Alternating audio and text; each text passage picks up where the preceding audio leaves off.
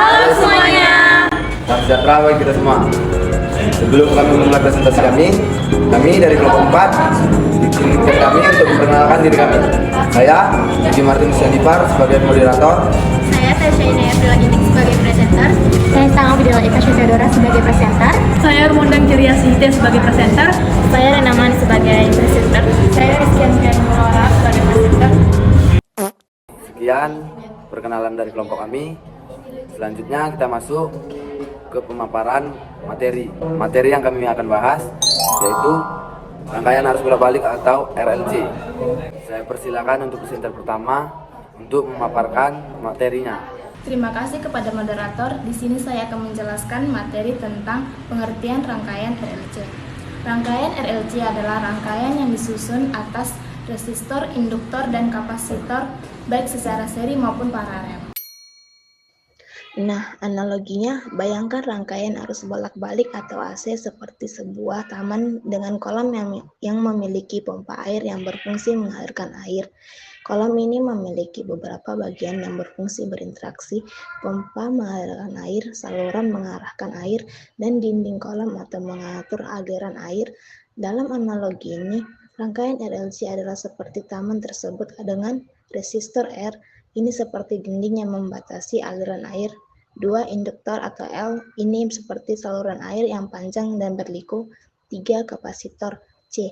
Ini seperti kolam yang menampung air. Nah, selanjutnya fungsi rangkaian RLC.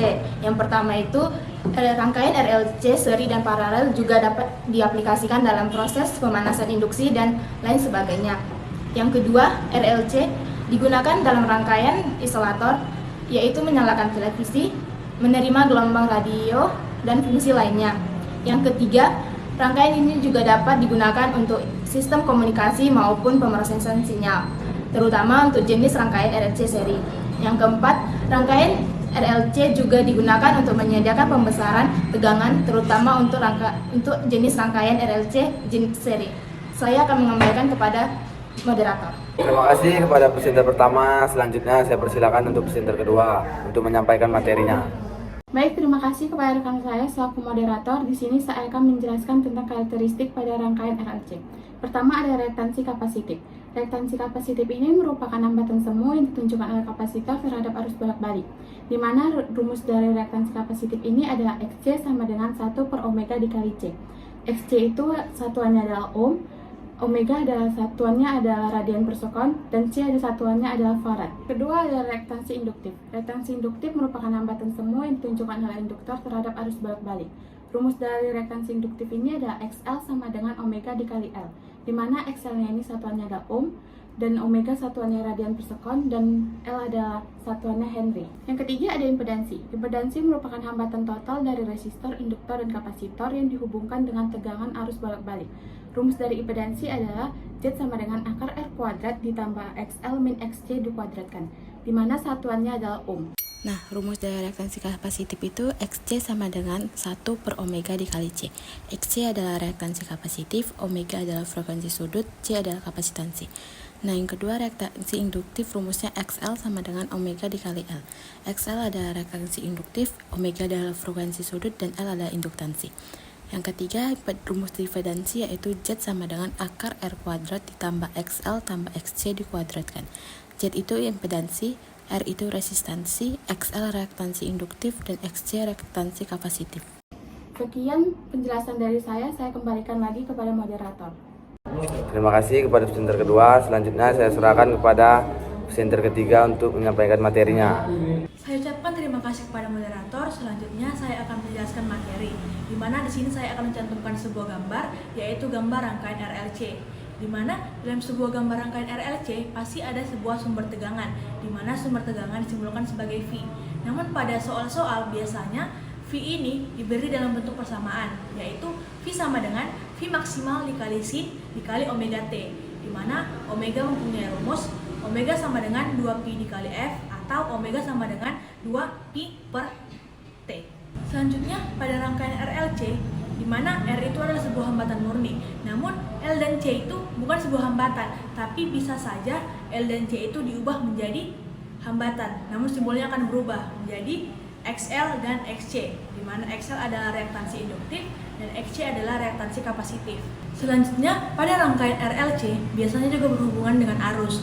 Sama seperti tegangan sebelumnya, arus juga diberi dalam bentuk persamaan, yaitu arus sama dengan I maksimal dikali sin, dikali omega, dikali T, plus minus theta. Namun, pada rangkaian RLC, biasanya tegangan yang digunakan itu bukan tegangan maksimal atau V maksimal, melainkan V efektif, di mana V efektif memiliki rumus V efektif sama dengan V maksimal per akar 2. Sama seperti arus yang digunakan itu biasanya adalah arus efektif, di mana arus efektif sama dengan I maksimal per akar 2. Baiklah, di sini saya akan cantumkan beberapa titik, yaitu titik A, B, C, dan D. Jika ada pertanyaan yang mempertanyakan tentang berapakah tegangan FAB, maka kita akan mendapat rumus yaitu I dikali R. Kenapa I dikali R? Karena ujung titik A dan ujung titik B itu diantaranya ada resistor. Dan bagaimana jika seandainya digunakan FBC? Sama seperti sebelumnya, maka yang kita dapat adalah I dikali XL. Kenapa XL? Karena di awal tadi kita sudah ubah menjadi sebuah hambatan.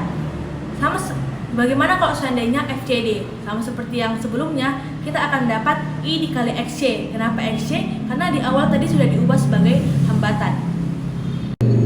Bagaimana kalau seandainya dia berada pada dua titik? Contohnya FAC. Maka kita dapat rumus I dikali Z RL. Di sini Z-nya bukan sebuah hambatan total, melainkan hambatan antara R dan L. Maka kita bisa dapat rumuskan kembali FAC sama dengan I dikali akar R kuadrat ditambah XL kuadrat. Bagaimana jika titik yang digunakan adalah titik FBD?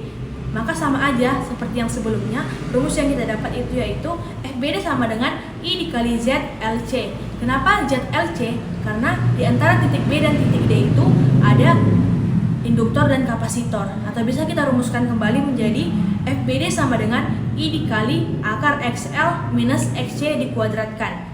Baiklah, saya ucapkan terima kasih, saya kembalikan kepada moderator. Terima kasih kepada presenter ketiga. Selanjutnya saya serahkan kepada presenter keempat untuk menyampaikan materinya. Terima kasih kepada rekan saya selaku moderator. Di sini saya akan menjelaskan contoh soal di mana sebuah resistor memiliki nilai 300 ohm, induktornya 2 Henry, dan kapasitornya 20 mikrofarad yang dirangkai secara seri serta dihubungkan dengan sumber tegangan 200 volt 100 radian per sekon. Maka kita diminta untuk menentukan reaktansi induktifnya, reaktansi kapasitifnya, dan sifat rangkaiannya serta mencari impedansinya. Nah, penyelesaiannya kita harus mencari XL-nya terlebih dahulu dengan menggunakan rumus omega dikali L sama dengan 100 dikali 2 sehingga menghasilkan nilai 200 ohm. Untuk mencari XC-nya kita menggunakan 1 per omega dikali C sama dengan 1 per 100 dikali 20 dikali 10 sehingga menghasilkan nilai 500 ohm. Nah, jadi karena XC-nya lebih besar dari XL, maka sifat rangkaiannya adalah kapasitif. Sebaliknya, jika XL-nya lebih besar dari XC, maka sifat rangkaiannya adalah induktif. Selanjutnya kita disuruh mencari impedansi, di mana rumus impedansi itu ialah akar R kuadrat ditambah XL dikurang XC dikuadratkan. Nah, kita tinggal mencantumkan nilai-nilai yang ada pada soal-soal tadi, sehingga kita mendapatkan nilai impedansinya ialah 424,26 ohm. Terima kasih. Sekian materi yang dapat saya jelaskan, saya kembalikan lagi kepada moderator. Terima kasih kepada presenter keempat. Selanjutnya saya serahkan kepada presenter kelima untuk menyampaikan materinya. Terima kasih kepada moderator. Di sini saya akan menjelaskan materi selanjutnya, yaitu tentang diagram fasor. Nah, sebagaimana yang kita ketahui, diagram fasor ini merupakan kurva atau koordinator sumbu. Nah, karena dia disebut dengan koordinator sumbu, maka akan ada absis dan ordinatnya. Nah, di sini kita letakkan sumbu yang mengarah ke atas yaitu XL dan sumbu mengarah ke bawah XC serta yang ke samping yaitu R. XL, XC, dan R ini berhubungan dengan impedansi atau Z yang sudah dijelaskan oleh rekan saya sebelumnya dengan rumus Z sama dengan akar dari R kuadrat ditambah XL dikurang XC dikuadratkan. Nah, jika teman-teman perhatikan, rumus dari impedansi ini sendiri berhubungan dengan rumus Pythagoras, yaitu seperti mencari sisi miring. Di sini langsung saja kita masuk ke contoh soal agar memudahkan teman-teman agar lebih mengerti. Di sini saya misalkan nilai XL-nya 60 ohm, kemudian nilai XC-nya 20 ohm, dan nilai R mengarah ke samping yaitu 30 ohm. Nah, kita substitusikan kepada rumus impedansi tadi, berarti XL dikurangi XC, yaitu 60 dikurangi 20, hasilnya 40 ohm. Dan nilai R-nya tadi yaitu 30 ohm, maka Z sama dengan akar dari 30 ditambah 40 ohm, maka dihasilkanlah hasil nilainya yaitu 50 ohm. Nah, setelah dapat 50 ohm inilah yang menjadi Z atau sisi miring dari diagram fase tersebut. Nah, kemudian ada juga yang dinamakan dengan sudut fase atau theta. Nah, letaknya itu di sini, dia selalu mengarah ke samping atau mengarah ke R. Bagaimana jika nanti ada pertanyaan XL-nya itu lebih kecil daripada XC? Tentu saja bisa, maka nanti akan mengarah ke bawah dan tetap saja sudut theta-nya berletak di sini, bukan di bagian bawahnya, karena harus mengarah ke samping atau R. Nah, sudut fase ini sendiri dapat dicari dengan cara cos theta atau disebut juga dengan faktor daya. Nah, cos ini sendiri kita tahu bahwa cos itu samping per miring atau cosami, maka sampingnya itu adalah R dan miringnya itu adalah Z. Maka masuklah kita ke rumus cos theta sama dengan R per Z sama dengan 30 per 50, yaitu 3/5, dan tetanya itu adalah 53 derajat. Nah, sekarang kita masuk ke contoh soal, tapi soal yang saya akan bawakan yaitu rangkaian paralel karena rekan-rekan saya sebelumnya sudah membawakan soal dalam rangkaian seri. Dapat kita lihat di sini ada rangkaian.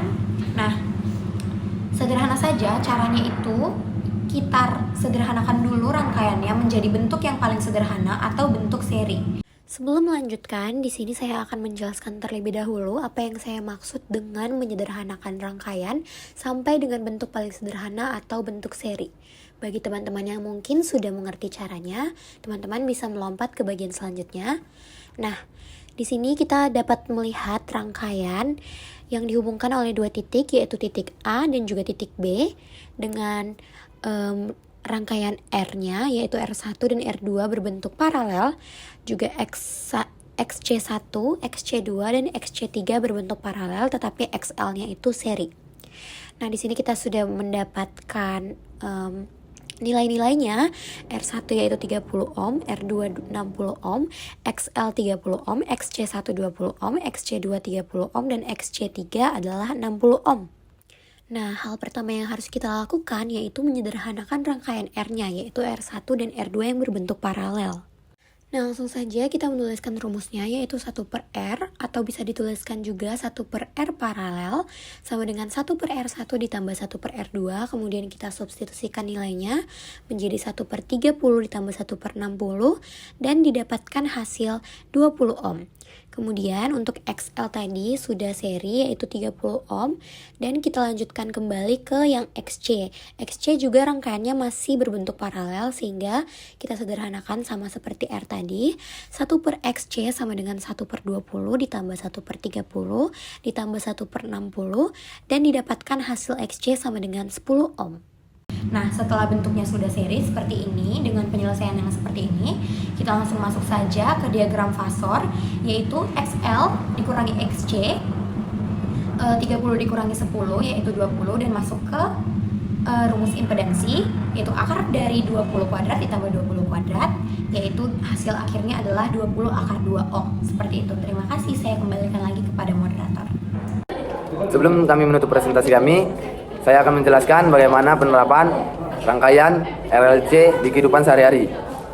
Nah, yang pertama, sistem audio dan radio. Rangkaian resonansi dapat dijumpai pada rangkaian penala tuner radio. Caranya dengan mengubah-ubah frekuensi melalui kondensator variabel. Jika frekuensinya sesuai, frekuensi gelombang radio akan ditangkap. Yang kedua, penyaring sinyal dalam televisi atau monitor. Di dalam televisi dan monitor, rangkaian RLC digunakan untuk mengurangi interferensi atau gangguan pada sinyal yang diterima, baik itu sinyal video atau audio. Penggunaan kapasitor dan induktor dalam rangkaian ini membantu memfilterkan sinyal dan menghasilkan tampilan yang lebih jernih. Nah, yang terakhir, pengereman pada kendaraan atau sistem suspensi. Dalam beberapa sistem suspensi kendaraan, rangkaian RLC digunakan untuk meredam getaran. Komponen induktor dan kapasitor dalam sistem ini membantu menyerap dan mengurangi dampak dari guncangan dan getaran yang terjadi saat kendaraan bergerak di jalan. Terima kasih. Sekian presentasi dari kami. Jika ada kesalahan, kami minta maaf. Kami mengucapkan terima kasih. Dadah.